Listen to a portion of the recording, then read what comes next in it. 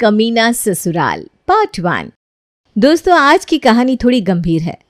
ये समाज के एक ऐसे पहलू को दर्शाता है जिसके बारे में जानते सब हैं पर करते कुछ नहीं। एक लड़की जब शादी करके ससुराल आती है तो कई सपने संजो कर ले आती है, और दूसरी ओर सास ससुर शादी से पहले जिसे बेटी बेटी कहकर बुलाते हैं वही उस बेटी को तो भूल ही जाते हैं। आइए आज हम एक नज़र डालते हैं समाज की ऐसी एक सच्चाई पर। यह कहानी शुरू होती है पानीपत के एक शहर में, जहां शुभी अपने माँ बाप और भाई बहन के साथ रहती है। शुभी एक हंसती खेलती और मनमौजी लड़की है। एक दिन, अजी सुनती हो आप? हाँ जी कहिए। वैसे भी मैं देख रही थी, काफ़ी देर से किसी सोच में डूबे हैं आप। मैं सोच रहा हूँ कि अब शुभी बड़ी हो गई है, समय आ गया है उसके हाथ पीले करने का। इतने में शुभी भी आ जाती है। ओके गाइस, बाय, मैं कॉलेज जा रही हूँ। अरे शुभी, तेरा प्रेजेंटेशन है ना आज? प्रेजेंटेशन? ओह हाँ, प्रेजेंटेशन है, मुझे लेट हो रहा है, बाय बाय बाय बाय। ये कहकर शुभी भागकर घर से चली जाती है। हाय मोहित, कहाँ हो तुम? अच्छा सुनो। शुभी एक मिनट मैं आ रहा हूँ, फ़ोन रख दो। इतने में मोहित उसके बाजू में बाइक पार कर देता है और कहता है, मैडम आप लेट है ना कि मैं। सुनो ना।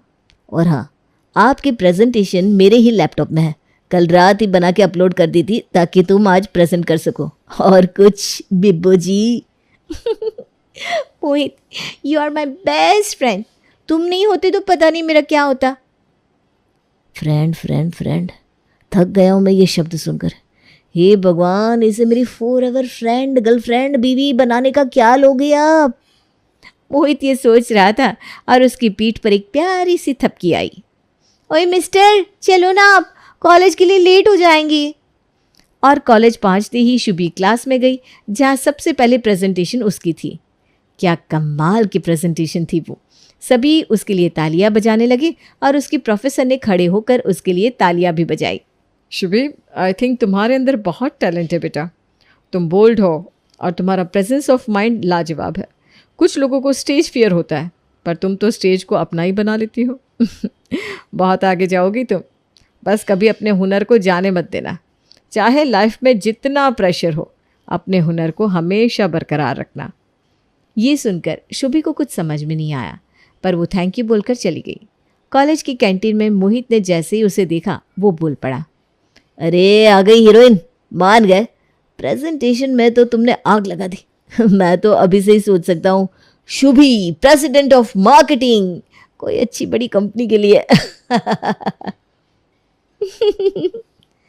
शुभी हंस रही थी कि अचानक से उसकी नज़र किसी पर पड़ी और उसकी मुस्कुराहट जरा सी कम हो गई। मोहित ने कुछ भांप लिया और कहा, क्या हुआ शुभी, किसे देख रही हो, क्यों चुप हो गई? मोहित, ये लड़का कितना हैंडसम है यार, काश ये मुझे डेट कर लेता। कौन? अच्छा ये प्रेम। देखो शुभी, एक लड़का होने के नाते मैं तुमसे कह रहा हूँ, प्लीज़ ऐसे लड़के को भाव मत दो। इस प्रेम का कैरेक्टर कुछ ढीला सा है। अच्छा जी, कोई करे तो रासलीला है और वो करे तो साला कैरेक्टर ढीला है। अरे यार शुभी, क्या मस्ती कर रही हो? मैं सच कह रहा हूँ, ये प्रेम ना अच्छा लड़का नहीं है। हो सके तो दूर रहो उससे। मुझे पता है, इसीलिए मैं कह रहा हूँ। क्या पता है, बताओ तो। अरे कुछ बातें बताने की ज़रूरत नहीं होती है। खैर, मेरा काम ही तुम्हें प्रोटेक्ट करना है और वो मैं हमेशा करूँगा। अच्छा, प्रोटेक्ट करना? क्यों भाई? मैं अच्छे से अपना भला बुरा जानती हूँ, ठीक है? इतनी बड़ी हूँ, पढ़ी लिखी हूँ, समझदार हूँ। समझ गए जनाब? ओके ठीक है, चली जाओ, पर याद रखना ये लड़कों के लिए तुम सिर्फ एक और लड़की हो और कुछ नहीं। उस बात को सुनकर भी शुभी ने उसे अनसुना कर दिया और वहाँ से चली गई। इत्तेफाक से रात को रील्स देखते देखते उसके पास एक फॉलो रिक्वेस्ट आई। आधी नींद में जब शुभी ने वो रिक्वेस्ट देखी तो उसकी आंखें झट से खुल गई। प्रेम? ओह माय गॉड, ये तो प्रेम की रिक्वेस्ट है। मैं विश्वास नहीं कर सकती।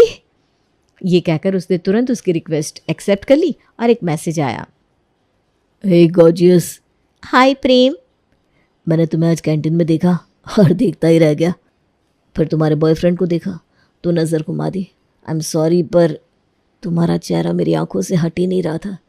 इसीलिए दोस्तों से पूछकर तुम्हारी आईडी ली और तुम्हें फॉलो रिक्वेस्ट भेज दी। वो मेरा बॉयफ्रेंड नहीं है, अच्छा दोस्त है। था, उससे ज़्यादा कुछ नहीं। अच्छा, पर वो तो तुम्हारी हर बात काफ़ी केयरफुली सुन रहा था, काफ़ी सीरियस लग रहा था वो तुम्हारे लिए। ऐसा कुछ नहीं है, बेस्ट फ्रेंड है बस, और मैं उसे उसके आगे और कुछ नहीं देखती। चलो, थैंक गॉड। थैंक गॉड, क्यों? अब कुछ नहीं। तो मैडम, अगर आप सिंगल है तो आप इस सिंगल लड़की के साथ कॉफ़ी पीने चलेंगी? ज़रूर, क्यों नहीं। Let me know where. वैसे तो कॉलेज के पास एक कैफ़े है, पर पानीपत के कैफ़ेज़ को कहाँ कुछ बनाना होता है। घर आ जाओ कल शाम को, वहाँ पर मैं वर्ल्ड्स बेस्ट कॉफ़ी बना कर पिलाऊंगा। कॉफ़ी बीन्स खास इटली से इंपोर्ट किया है मैंने। घर? अरे डरो मत, कुछ नहीं होगा तुम्हें, मैं हूं ना। अच्छा जी, शाहरुख, मैं हूं ना। ठीक है, फिर कल पक्का। अगले दिन शुभी कॉलेज का कहकर तो चली जाती है, पर वो कॉलेज पहुंचती नहीं है। मोहित उसका पूरा दिन इंतज़ार करता है, पर शुभी आती ही नहीं। उसके घर के पास बाइक पार्क करके हॉर्न बजा के भी उसने देखा, पर वो बाहर नहीं आई। ये शुभी कहाँ होगी? कहीं कुछ हो तो नहीं गया उसे? ठीक तो है ना वो? मोहित पूरी शाम बाइक पर पानीपत में जगह जगह उसे ढूंढता है, पर वो नहीं मिलती। फ़ोन भी ट्राई करता है, पर वो लगता ही नहीं। अंत में वो शुभी के घर के बाहर बाइक पार्क करके वेट करता है, और 8 बजे वो देखता है कि शुभी एक कार से उतरती है। बिना कुछ सोचे समझे वो उसके पास जाता है और कहता है, अरे शुभी, कहाँ थी तुम सारा दिन? मैंने कितनी बार तुम्हारा फ़ोन ट्राई किया, तुम थी कहाँ? और ये फूल किसने दिए? किसके साथ थी तुम? अरे बस करो मोहित, मैं कोई बच्ची नहीं हूँ जो कहीं गुम जाऊंगी। और रही बात कि मैं कहाँ थी, क्या कर रही थी, किसके साथ थी, that's none of your business. अपने काम से काम रखो और हटो मेरे रास्ते से। अच्छा, नन ऑफ माई बिजनेस? पूरा दिन कॉलेज में वेट किया, शाम को पानीपत के चक्कर लगा लगा कर पागल हो गया, और तुम कह रही हो कि it's none of my business? It is my business. तुम लाइन क्रॉस कर रहे हो मोहित। तुम मेरे दोस्त हो, बॉयफ्रेंड नहीं, समझे? क्या लेना देना है तुम्हारा? लेना देना है शुभी, क्योंकि क्या? छोड़ो, तुम ना कभी समझी ना कभी समझोगी। बस अपना ख्याल रखना तुम, और कुछ चाहिए होगा तो मुझे बता देना। बाय। ये कहकर मोहित वहां से थोड़ी ही दूर शुभी को अपने घर के अंदर जाता हुआ देखता है। आंखों में आंसू लिए वो वहीं सड़क के किनारे घंटों बैठ जाता है और अपनी किस्मत को कोसता है। कुछ दिनों बाद, मोहित, मैं कई दिनों से देख रही हूँ, तुम बस अपने में खोए खोए से रहते हो। बताओ बेटा, क्या हुआ? माँ, मेरा पहला प्यार अधूरा रह गया। मेरा भगवान पर से विश्वास ही उठ गया। बस मैं टूट गया हूँ, कुछ बाकी नहीं रहा जीवन में। ऐसा मत बोलो बेटा, ऊपर वाला अगर कुछ कर रहा है तो सोच कर ही कर रहा है। आज अगर कुछ छीन रहा है तो कल उससे दुगना देगा वो तुम्हें। तुम चाहे किसी पर विश्वास करो या नहीं, बस खुद पर विश्वास रखो और आगे बढ़ो। नहीं मम्मी, सब खत्म हो गया, सब खत्म। और ये कहकर मोहित एकटक दीवार को देखने लगा। चेहरे पे कोई भाव नहीं था उसके, वो एकदम पत्थर की तरह स्थिर बैठा हुआ था। वहीं दूसरी ओर शुभी की जिंदगी किसी सपने से कम नहीं थी। वो और प्रेम डेट करने लगे, पर छुप छुप कर। प्रेम के कहने पर वो कॉलेज में एक दूसरे से बात नहीं करते, पर कॉलेज के बाद शुभी कभी कुछ तो कभी कुछ बहाना बनाती और उसके घर जाकर उसके साथ घंटों बिताती। एक रोज जब वो शाम को वापस आई तो घर पर, शुभी, ये कोई समय है क्या घर आने का? अब वो पापा, कल्चरल फेस्ट चल रहा है ना, तो इसीलिए प्रैक्टिस। तो फ़ोन तो उठाना चाहिए ना। और ये भी क्या प्रैक्टिस, जिसमें 1 बजे से 8 बजे तक तुम बिजी रहती हो? अब क्या हम अपना काम धाम छोड़कर तुम्हारे पीछे पीछे चलते रहे? और ये लड़का कौन था जिसकी गाड़ी से तुम उतरी? लड़का? नहीं पापा, मेरा फ्रेंड है, स्टेफी ने ड्रॉप किया मुझे। अच्छा, और स्टेफी तुझे फूल देती है रोज़? फूल? नहीं, वो प्ले में मेरे कैरेक्टर को फूल चाहिए होते ना, इसलिए। ठीक है, तुम जाओ, जाके खाना खा लो और टाइम पर सो जाना। जी पापा। शुभी के जाते ही, जी, मुझे लगता है कि शुभी को बता देना चाहिए हमें। अरे बिल्कुल भी नहीं, अब राज खुलेगा कल। बहुत हो गई उसकी मनमानी। और अगले ही दिन जैसे ही शुभी उठती है, उसके पापा कहते हैं, शुभी, आज कॉलेज स्किप कर दो। स्किप? मगर क्यों पापा? वो कुछ लोग घर पर आ रहे हैं ना, इसलिए। ओके, पर कौन? देख लेना। और हाँ, कुछ ढंग का पहन लेना, ये जीन्स जून्स मत पहनना, समझी? शुभी कुछ सोचती तो है, पर फिर उसकी माँ आवाज़ लगाती है। वो सब भूलकर माँ की मदद में लग जाती है। थोड़ी ही देर में 3 लोग घर आ जाते हैं। एक औरत, उसका पति और साथ में एक लड़का भी था। शुभी ने जैसे ही वो देखा, उसके तो तोते उड़ गए। फिर उसने लड़के को देखा, मोटा, बाल कम और गर्दन झुकाए, सिर्फ ज़मीन को एकटक देखता रहता। आइए आइए सोनिया बहन, सफ़र कैसा था आपका? जी बहुत बढ़िया, ये जगह बहुत सुंदर है और आपका घर तो वाजिब है। धन्यवाद। लीजिए आप सभी नाश्ता लीजिए, मैं शुभी को बुलाती हूँ। माँ शुभी को लेकर आती है। गुलाबी चूड़ीदार कमीज और आसमानी नीले रंग के दुपट्टे में शुभी बिल्कुल गुलाबी ताजमहल जैसे लग रही थी, जैसे कलाकार ने अपने कैनवास पर एक पेंटिंग उतारी हो। वो सब शुभी को देखकर उसे देखते ही रह गए। बेटा तुम तो बहुत सुंदर हो, तुम्हें कोई देखे तो देखता ही रह जाए। जी? इनका मतलब है कि तुम बहुत ही प्यारी हो। अच्छा शुभी, ये है हमारा बेटा रोहित। आप लोग जाइए और कुछ बात कर लीजिए। नहीं मम्मी, मुझे कोई बात नहीं करनी, मैं ठीक हूँ। वो कहना थोड़ा सा शर्मिला है इसलिए। कोई बात नहीं बेटा, इधर ही बैठ। हाँ, शुभी का दिमाग तो पहले ही चलना बंद हो गया था और उस लड़के को देखकर तो वो और भी हक्की बक्की रह गई थी। वो लड़का उसे कुछ ठीक नहीं लगता। कुछ औपचारिक बातों के बाद लड़के वाले वहाँ से चले जाते हैं। उनके जाने के बाद, पापा आपका दिमाग तो खराब नहीं हो गया? ये किस लहजे में बात कर रही हो अपने बाप से? अच्छा, आपको लहसी की पड़ी है। और वो लड़के वाले, यक, आप सोच भी कैसे सकते हैं मेरी शादी के बारे में? अभी तो मेरा मास्टर्स बाकी है, मुझे करियर बनाना है। मैं ये सब किसी बेवकूफ़ लड़के की बीवी बनने के लिए वेस्ट नहीं होने दूंगी। देख बेटा, दिमाग से सोच, दिल से नहीं। इनसे मैंने पहले ही बात कर ली थी। जानती है ये लोग कहाँ से हैं? बॉम्बे से। हाँ, बॉम्बे से बेटा। तो वहाँ जाएगी तो इस छोटे शहर से तेरी आँखें उस बड़े शहर में खुलेगी, और फिर हम भी तो आ सकते हैं ना उधर। एक मिनट, ये लास्ट में क्या कहा आपने कि आप लोगों का आना जाना आसान हो जाएगा उधर? मतलब कि अपनी ऐश के लिए आप मेरे बलि चढ़ा देंगे? हरगिज नहीं।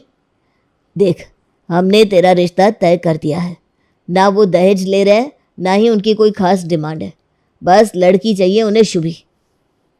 अब शुभी डर जाती है और रात को फ़ोन पर प्रेम को सब कुछ बता देती है।